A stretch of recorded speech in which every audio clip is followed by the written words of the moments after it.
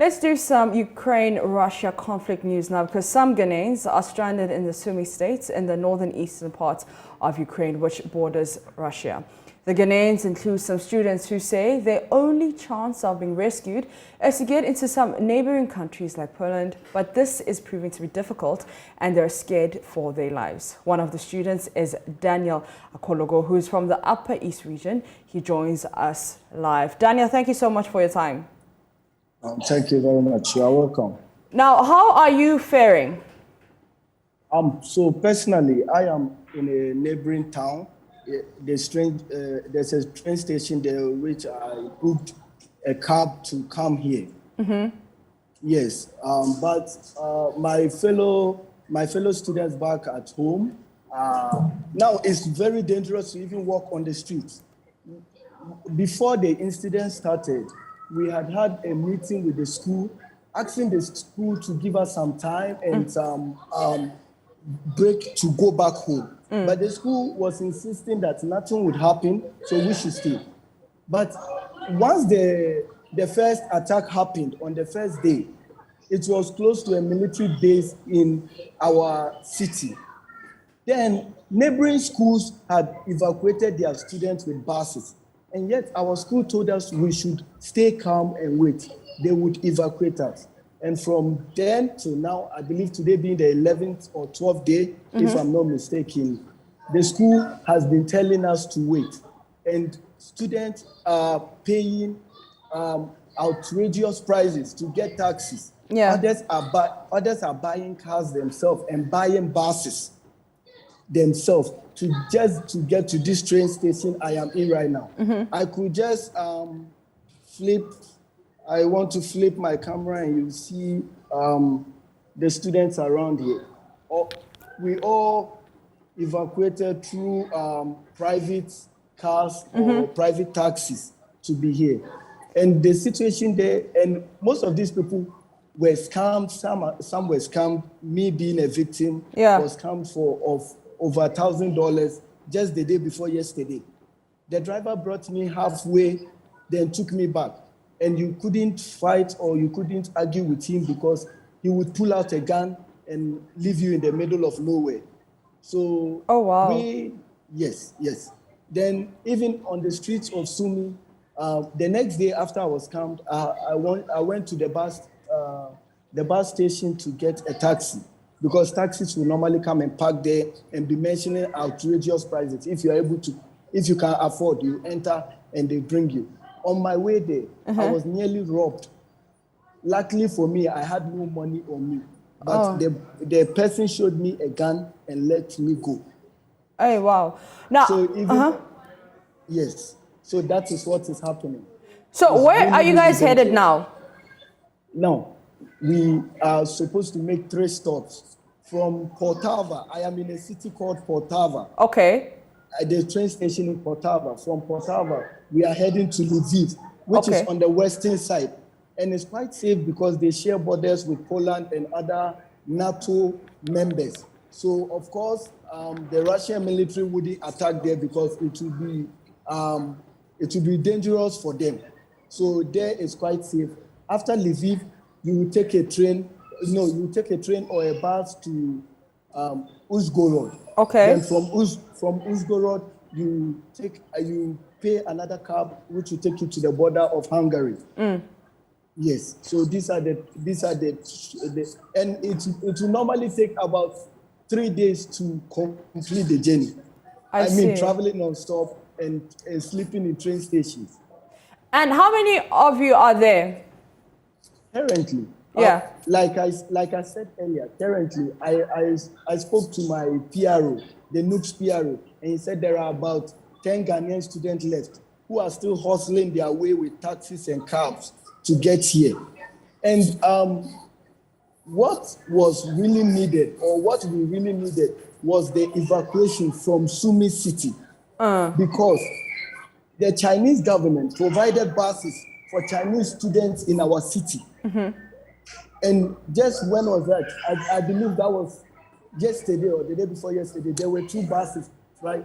Yes, there were 2 buses there to evacuate Chinese students. And yet we hear every day from the government that they are coming from the school that we should stay put. And each and every day, the number of bombings increase. The last time they bombed, there were about 4 bombings. Normally, it's usually 2, 3. No, sorry, there were 6 bombings. Yes, the last bomb, there were 6 bombings in a day. Yeah. After the shootouts, we cannot count. You are just hidden under the bunker and just hearing fireworks over and over again. So wait, so you said 10 are stranded in Sumy. Right now at the train station, how many are you guys? Right now at the train station, including Ghanaians, Zambians, and Namibians, okay. I believe we should be about 30. Okay. Give or take, we should be about 30. But yes. Ghanaians specifically, how many? Ghanaians, we should be about 10. About 10. Okay. About 10 here. So about 10 stranded in Sumy and then 10 stranded there at the train station where you're at, right? Yes. Okay, so we say like 20. Yes, yes. All right, so what's the plan? Have you heard from any government officials? What's the plan? What's the way forward? Yes, like I said earlier, the government officials, we were told that money was released to us. Uh-huh. But currently, personally, I haven't gotten any money. Some of my friends here, the Ghanaians I traveled with, no one has gotten any money. We paid the fare ourselves. And they say money was released to us to buy foodstuffs and stuff. That we appreciate very much. Mm-hmm. But I believe that isn't our main problem, because in the 4 years of schooling, most of the students here are private students. They are not sponsored by the government. Yeah. So monetary issues isn't really an issue here. But the government is saying we should stay put, and they are looking for evacuation ways, which has been ongoing for the past 10 days since the shooting started. And I believe we are tired, and the more dangerous it is to stay. So once you get an opportunity to leave, people literally fight for taxis. So four friends of mine, they ordered a taxi. They are Nigerians. They were supposed to come with us, but someone outpaid the taxi driver to take them. So they are now left behind. So it's a survival of who has the most money to pay the taxi drivers. Okay. Yes. So I understand that some 15 Ghanaian students in Ukraine refused to come home after the government bought their tickets. Yes. So this is the Deputy Minister for Foreign Affairs and Regional Integration saying this. Are you aware of this, and have you spoken to these students? Yes, I have friends like that. Now, the reason why they are doing this, like I said, money wasn't an issue coming here. Yeah. And with their education being disrupted, they don't know their fate in Ghana. Okay. And I believe most families wouldn't want their children to come and sit home. Of course. Most of those going in neighboring countries, for example, Hungary, there are medical schools there that said they might take us. Yeah. So people are trying their luck to transfer from there. And once you have your transcript, so I believe it is even better for them not to come home and continue there. Daniel, are you part of them? I believe once I get there, now the tickets are free, and we appreciate that. Okay. But I believe once we get there, we can book our own tickets home. The problem is the evacuation from Ukraine. And for neighboring countries, they are giving us visiting visas. Some were given 3 months, others were given 1 month, and with the option to extend. And whilst extending, they are going to schools, and they are going to mostly schools. I mean, my medical friends, they going to schools to try and get their way or admission.